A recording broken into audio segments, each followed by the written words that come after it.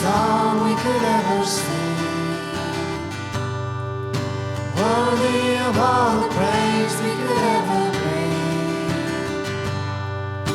Worthy of every breath we could ever sing.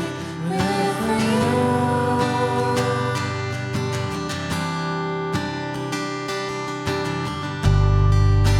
Jesus, the name above every other name. Jesus, the only one who could ever save. Worthy of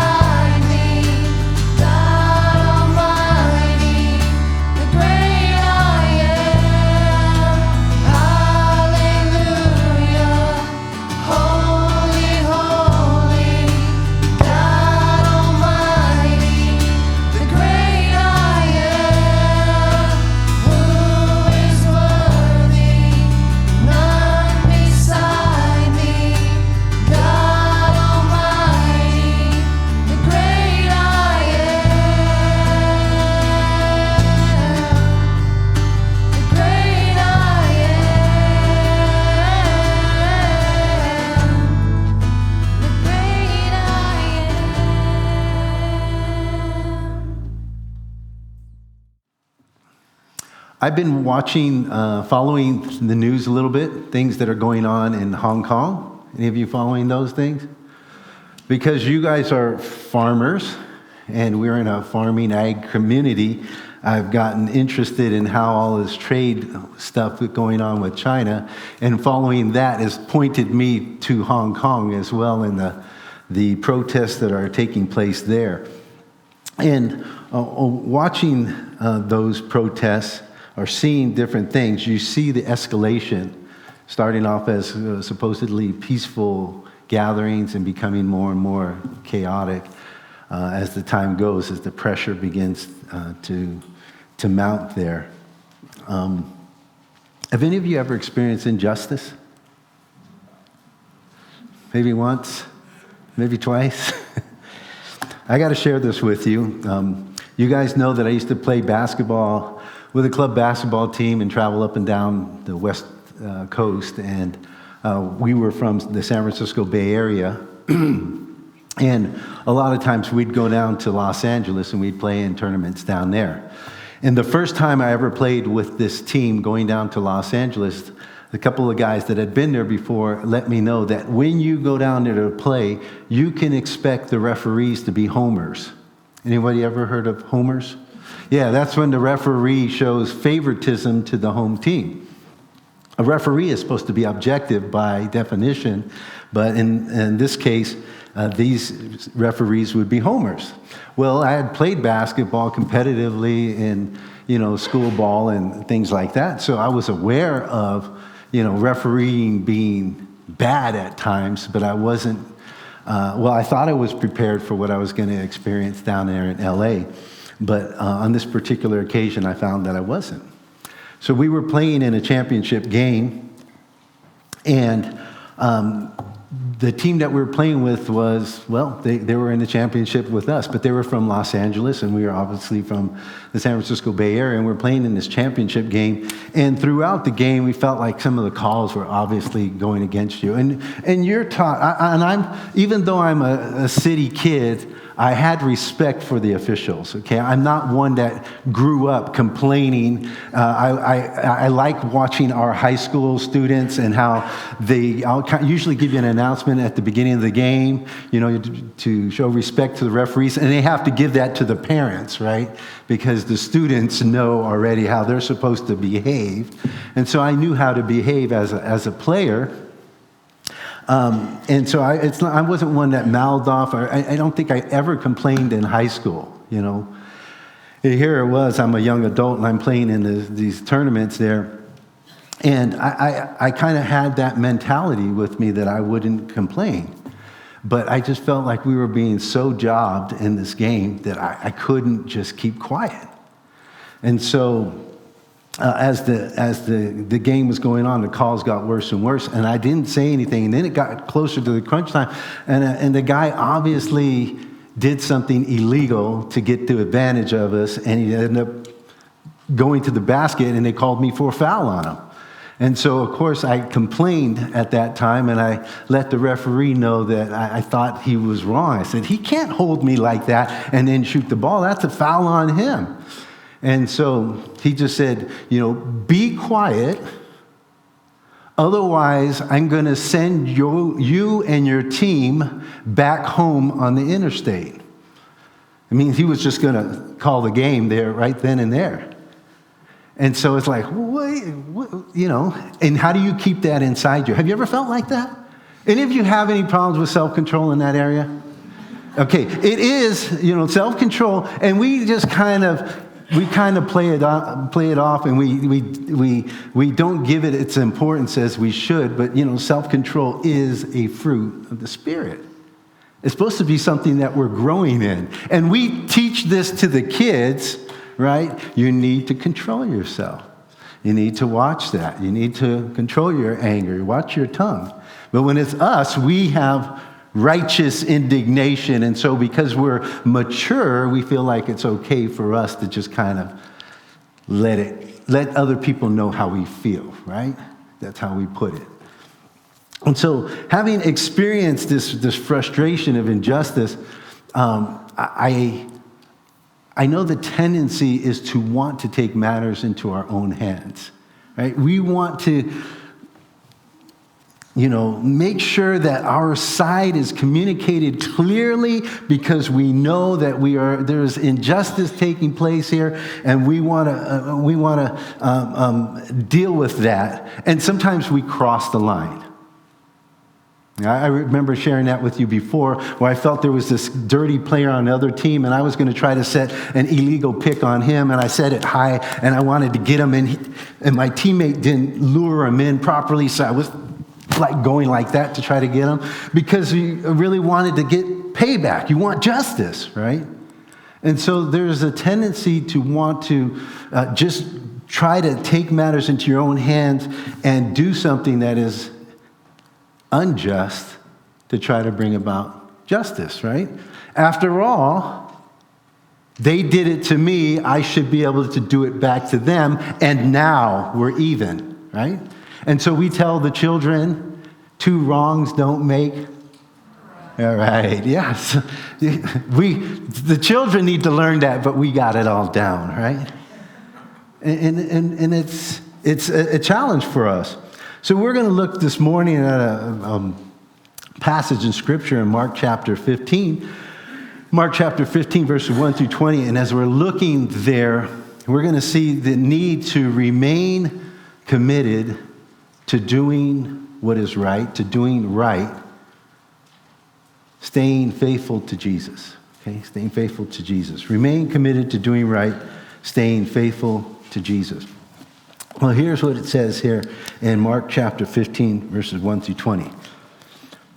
And as soon as it was morning, the chief priests held a consultation with the elders and scribes and the whole council. And they bound Jesus and led him away and delivered him over to Pilate. And Pilate asked him, "Are you the king of the Jews?" And he answered him, "You have said so." And the chief priests accused him of many things. And Pilate again asked him, "Have you no answer to make? See how many charges they bring against you?" But Jesus made no further answer, so that Pilate was amazed. Now at the feast, he used to release for them one prisoner for whom they asked. And among the rebels in prison who had committed murder in the insurrection, there was a man called Barabbas. And the crowd came up and began to ask Pilate to do as he usually did for them. And he answered them, saying, "Do you want me to release for you the king of the Jews?" For he perceived that it was out of envy that the chief priest had delivered him up. But the chief priest stirred up the crowd to have him release for them Barabbas instead. And Pilate again said to them, "Then what shall I do with the man you call the king of the Jews?" And they cried out again, "Crucify him." And Pilate said to them, "Why? What evil has he done?" But they shouted all the more, "Crucify him." So Pilate, wishing to satisfy the crowd, released for them Barabbas, and having scourged Jesus, he delivered him to be crucified.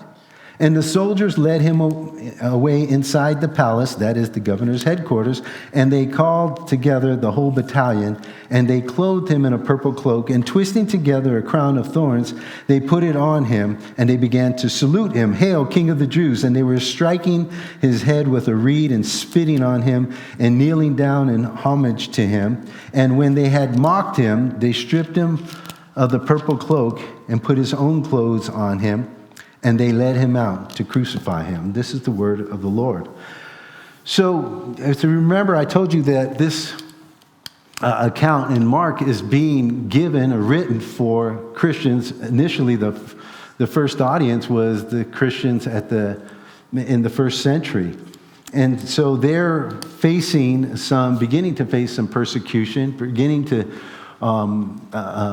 deal with what it means to follow after Jesus. And we talked about how this gospel talks about Jesus initiating the kingdom and calling people to follow him, and what following him in faithful discipleship really looks like.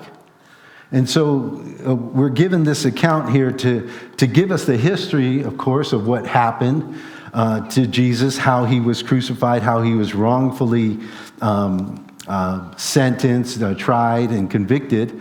We're seeing all of that, but also how are we to live in a world that is characterized by injustice. We pray in the Lord's Prayer, your kingdom come, your will be done on earth as it is in heaven. So there's a desire, a need to work towards what is good and what is right. But what about when, even with all of that, you're still getting jobbed by the system? How do you work? And we would say in our country, for the most part, we would say that our justice system is good. It's fair. It's just. For the most part, we would say, I've heard people say this, it may not be perfect, but it's better than anything else in the world. And that's kind of a feather in our cap to say, yes, it's good, but is it really the way it's supposed to be is the question. See, if we measure ourselves by the fallenness of the world in any matter, we'll probably find ourselves measuring up pretty good. But is it really the way it's supposed to be? And so as believers, we want to see how it is that we're supposed to follow Jesus in a world system that is not just, that is corrupted, and how we're to stay faithful in following him. So, having read this, we see that what happened was Jesus was arrested in Gethsemane. We know that there was a trial, a couple of trials. According to the gospel accounts, if you put them all together, there's probably about 6 different trials that Jesus went through here during this course of 24 hours or so. He's initially arrested in Gethsemane, and he's brought to what you think was the former high priest's house and then tried there. And then he was brought to the current high priest's house and tried there. And then here are some subsequent trials, and we don't even know the particular order of how it actually worked. But if you were to gather all of the gospel accounts and take a harmony of these things, you would see there's probably 6 trials. And different verdicts reached at these various trials. So Jesus is arrested. He's gone to these trials, mock trials, if you will. Some people would say they weren't really real. They were just kind of official ways, or even unofficial ways, illegal ways even, to convict Jesus, to try him and to convict him. So just going to this first point here is Jesus was unjustly tried. Okay, so as we talk about remaining committed to doing what is right, staying faithful to Jesus, we want to understand some of the things that Jesus experienced, and we will probably experience as followers of Christ. And so this first one is that Jesus was unjustly tried, and I put officially at the end, because it happened within the legal system. It was official what was done to Jesus. So you can't just say, oh, well, this was it was illegal, it was done under the dark of night and all that sort of stuff. They brought it into open. He was arrested, he was tried, he was convicted, he was sentenced, he was beaten, and he was crucified, all in the public eye. There were some things that happened behind the scenes, but they brought it all out, and it still took place.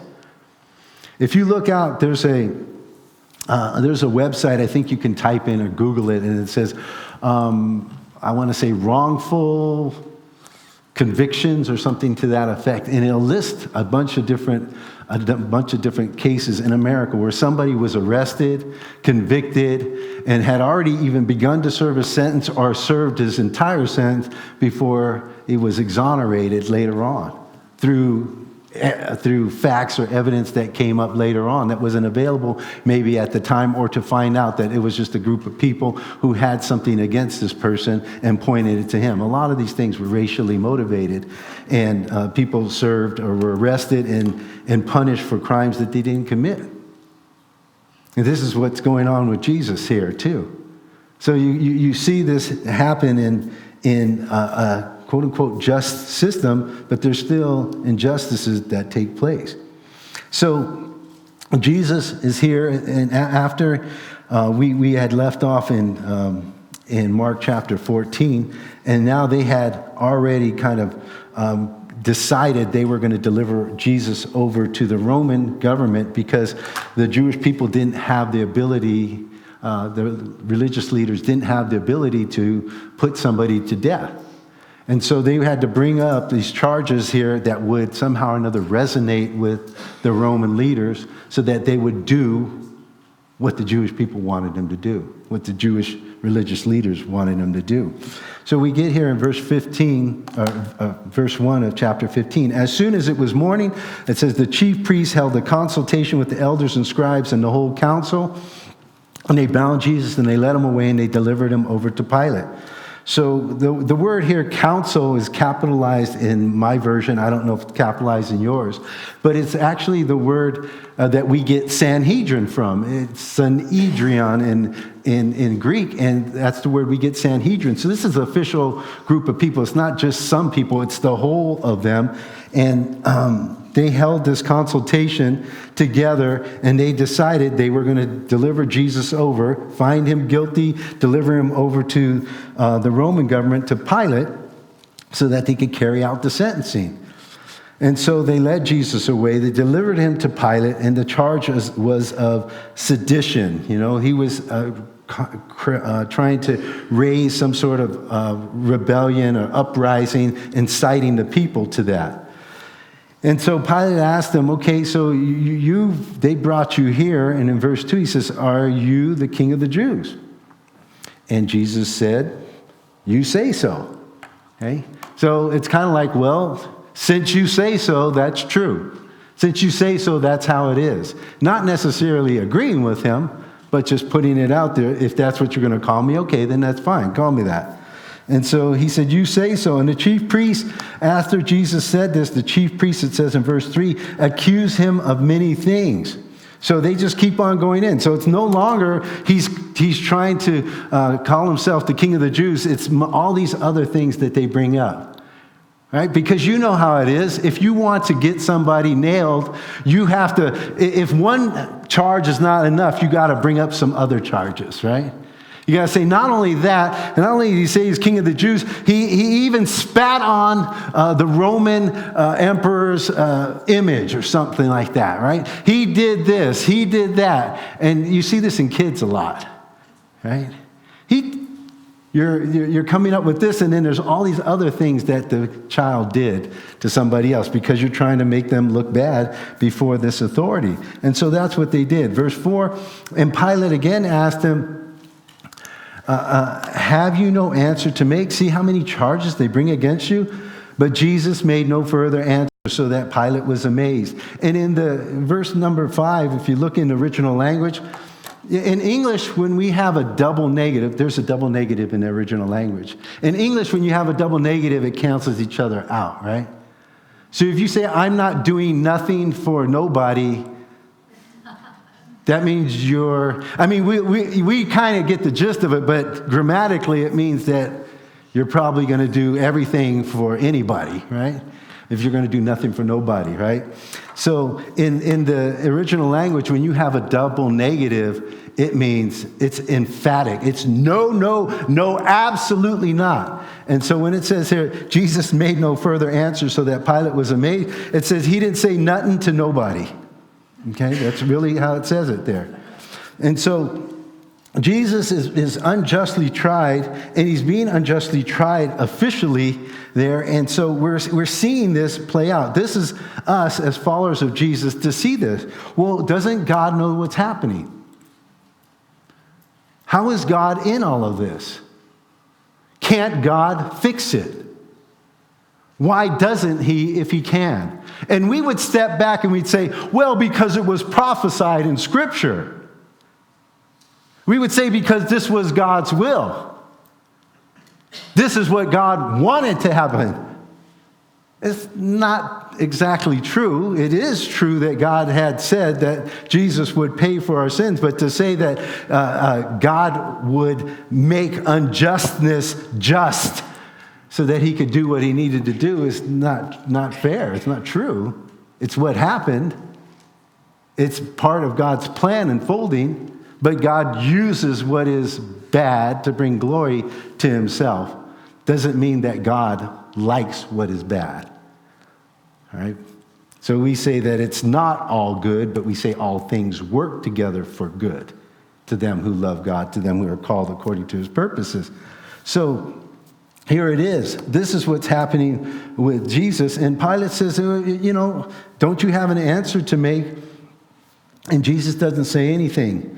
In the book of Isaiah, chapter 53, verse 7, it says, he was oppressed and he was afflicted, yet he opened not his mouth, like a lamb that is led to a slaughter, and like a sheep that before its shearers is silent, so he opened not his mouth.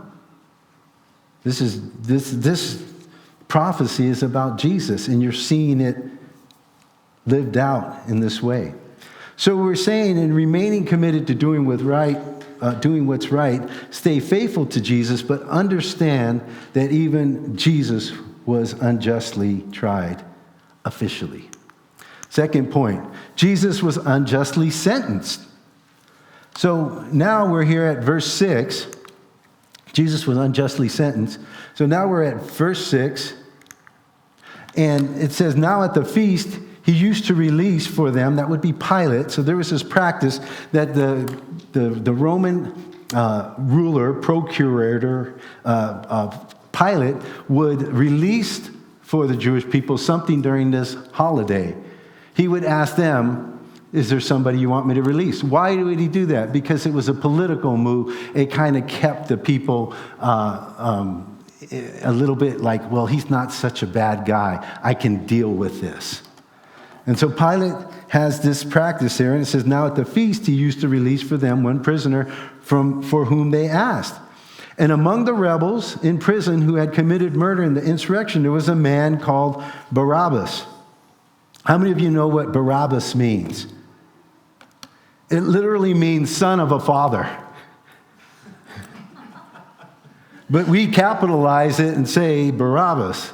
So we're not sure who this guy is, but it's somebody who's a rebel.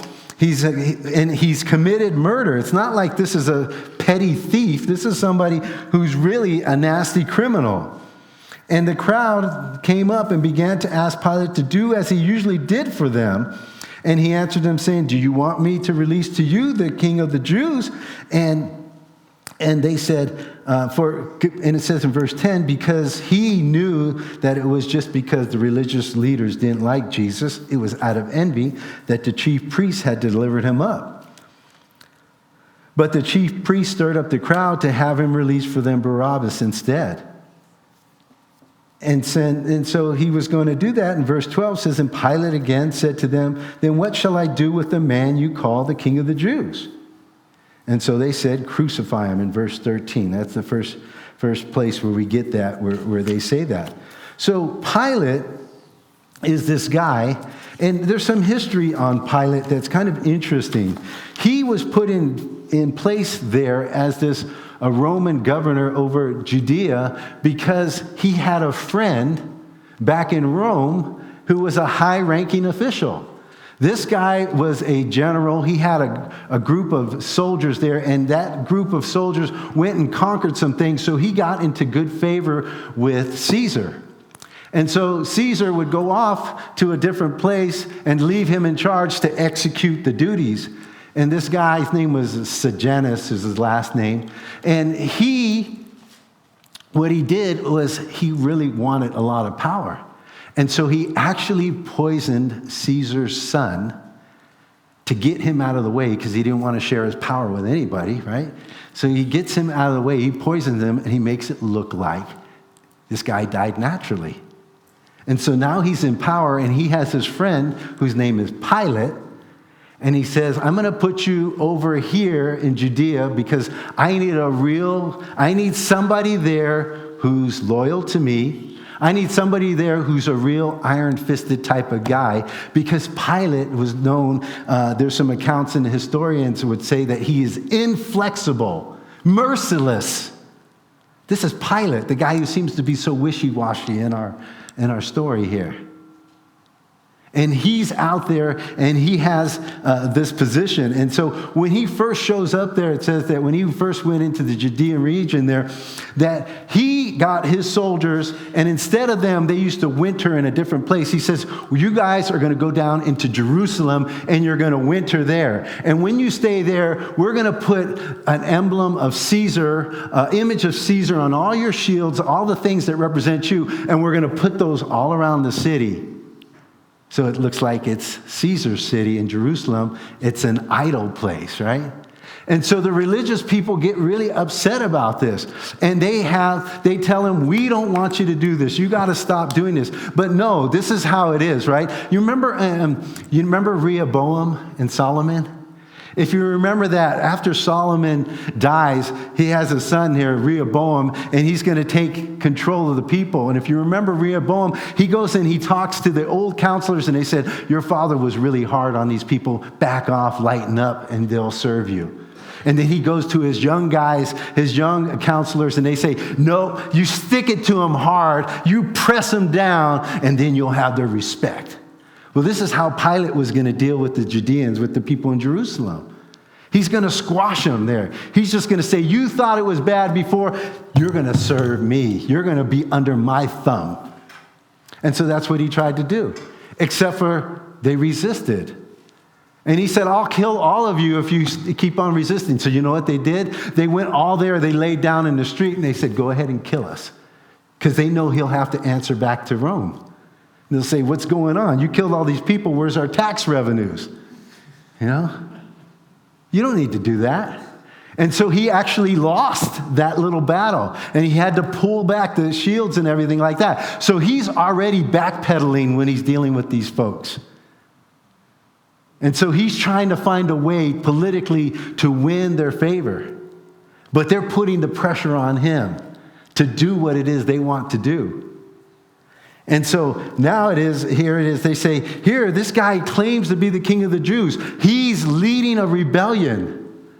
You can't let this guy go, because if word gets back to Rome, and what had happened in the process here is after Pilate was put here in Judea as the governor, what happened is his friend got discovered back in Rome, and they found out that he poisoned the Caesar's son, and so they killed him. And it says that they dragged his body around Rome as part of the execution, so everyone would know. So Caesar wasn't very happy with him or any of his friends.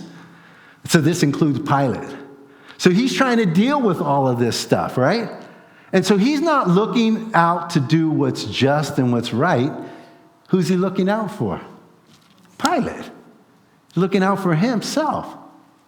And you know, when we deal with people in our society, there are sometimes you deal with people and they're just looking out for themselves. It doesn't matter if it's fair or not fair, whether it's just or unjust, they're just looking out for themselves. And so we find ourselves in that situation. Here it is. This is what Pilate's doing. This is some of the things that he did, and he's facing. And so now he has to deal with the Jews. And so he's like, well, don't you want me to release for you the king of the Jews? You would rather have this other guy come up? And so he's got to deal with two conflicting things. Here is Barabbas, the son of a father, who has led a rebellion, and he's actually murdered somebody in the process of it. I guess that makes it okay because it was in the heat of battle. I'm not sure. But he's murdered somebody, and they want this guy to be free. And he's like, well, if I let that guy get free, what if word goes back to Rome and they tell him about this guy that I released too? Well, maybe because he murdered someone in the process of things that maybe they'll let him slide. He won't be looked at as so bad, even though he was rebel. But this Jesus here, this king of the Jews, he's a really dangerous character. So we got to take him out. And so it says here that they cried out in verse 13, crucify him. And Pilate said to him, why? What evil has he done? And we know that there are other places it says Pilate says he's going to wash his hands of him. He says, I find no fault in him. Even here, he's basically saying the same thing. What evil has he done? Why do you want me to do this? But they shouted all the more, crucify him. So Pilate, wishing to satisfy the crowd, released for them Barabbas, and having scourged Jesus, he delivered him to be crucified. They say that the idea of whipping somebody, scourging them like that, was it was actually an act of mercy. It meant that if they did that before somebody was going to be crucified, it meant that they would die faster on the cross. And so it was a merciful thing to do. But it wasn't very merciful, right? Because they said that when somebody would do this, the professional whipper guy would have a choice of whips. He'd have different kinds. He had some with just plain leather strap. He'd have some that are kind of like club things. He'd have some that had little pieces of metal and glass in them and bones, and he would use those sorts of things. So he'd take his pick, and just he really seemed to enjoy what he was doing. And they said that he would whip the victim within an inch of his life, basically.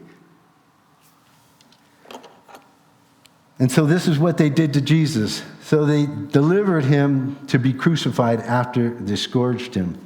So Jesus being unjustly sentenced, now we see that Jesus is unjustly punished and then crucified. So with all this injustice that takes place, all this unjust treatment of Jesus, verse 16, first of all, the third point, Jesus was unjustly punished and crucified. As followers of Christ, recognizing the treatment that our Master received, being told that in the world we will suffer, there will be tribulation, there will be injustice, we're reminded that we will face some of those things too. We're reminded of, as we face those things, how are we to respond? I know there's a place for civil disobedience. I know there's a way for peaceful demonstration to take place. But what if that doesn't get you what you want? See, when we think about our nation, we think about how did we be formed as a nation? We rose up and we rebelled against the tyrant, right? They were taxation without representation. There was all of this stuff from the top down coming, and the colonies weren't treated fairly, justly. So they had a right to protest. Yes or no? We struggle with it, right? Because we also know, we read in Romans 13, it says that we're supposed to be subject to the authorities above us. And that all those authorities are instituted by God. And there's a purpose that God has in putting those authorities there, those governments there. And so there's some tension in all that. We know that we're supposed to be just and righteous and obedient to Christ, but there seems to be some sort of conflict in there, and that's where it makes it really difficult. You know that in the book of Acts, we know that when they were approached by the religious leaders and they said that you cannot talk about Jesus, they said whether we should listen to you or listen to God, you decide for yourself. But we're going to continue to witness to what we know, what we have seen. So they recognized that they were going to do what they knew God wanted them to do, which was right, but they also recognized they would suffer for it.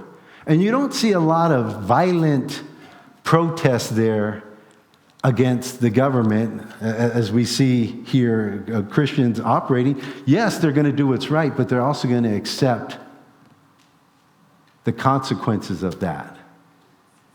Because just because we do what's right doesn't mean that we always are rewarded for it. Correct? So Jesus here, unjustly punished, unjustly crucified. Verse 16 says, the soldiers, they led him away inside the palace. That would be the governor's headquarters, the praetorium, they called it. They called together the whole battalion, and they clothed him in a purple cloak, and twisting together a crown of thorns, they put it on him, and they began to salute him. Hail, King of the Jews. And they were striking his head with a reed and spitting on him and kneeling down in homage to him. So there is supposed to be a fair treatment, just treatment of prisoners even. I know that sometimes we kind of get the idea, well, they're criminals. Because they're criminals, they lost their rights for any fair treatment. But they're still human, right? And Jesus is being mistreated here. He's being beaten while he's being held in custody. And then they're making fun of him. They're mocking him. And when they had mocked him, they stripped him of the purple cloak and put on his clothes on him, and they led him out to crucify him. So for us, any of you facing crucifixion right now? Not me. I'm going to confess something to you, and I hope that you understand something about me. I was driving back from Minnesota, and I got a speeding ticket in Minnesota. And I was wrong. And I didn't want to admit I was wrong. And I was like, why me? You know? I mean, it wasn't even that the guy was behind me. He was in front of me, and he turned around to come after me. I must have really been bad, huh? Any of you? No, I'm not going to go there. But you feel like a criminal, right? And you are. You did something wrong, right? And so, and like that wasn't. I didn't even. I mean, in 1 Peter it says, if you suffer for what is wrong, then you're getting what you deserve. But if you suffer for what is right, and you deal with that, accepting that, then you're suffering for Christ. How many of us have suffered for what's wrong? And you don't have to raise your hand. But how many of us are suffering for what's right? And this is where Jesus is.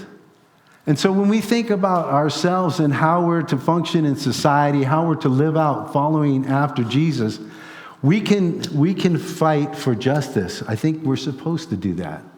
But I think our fight has to stay within certain parameters. I don't think we're supposed to cross the line, get violent in it, or any of those sorts of things. I think we're supposed to be able to speak truth because Jesus' kingdom is established on his righteousness, his truth. And so we're supposed to live by that. So when we're tempted to want to go outside of ourselves to remedy the problem, to kind of fix it ourselves, we want to make sure that we stay within the side of doing what's right. We want to remain faithful to Jesus. And I know that, in different parts of the world, they know that they're going to be persecuted. They remain faithful. Their concern is that they remain faithful to Christ in the midst of all of that.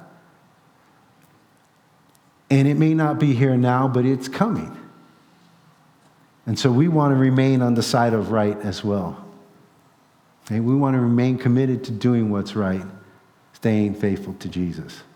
Knowing that Jesus was unjustly tried officially, knowing that Jesus was unjustly sentenced, knowing that Jesus was unjustly punished. Because we're his followers, we want to do what's right, whether the world does or not. So, remain faithful, remain committed to doing what's right. Stay faithful to Jesus.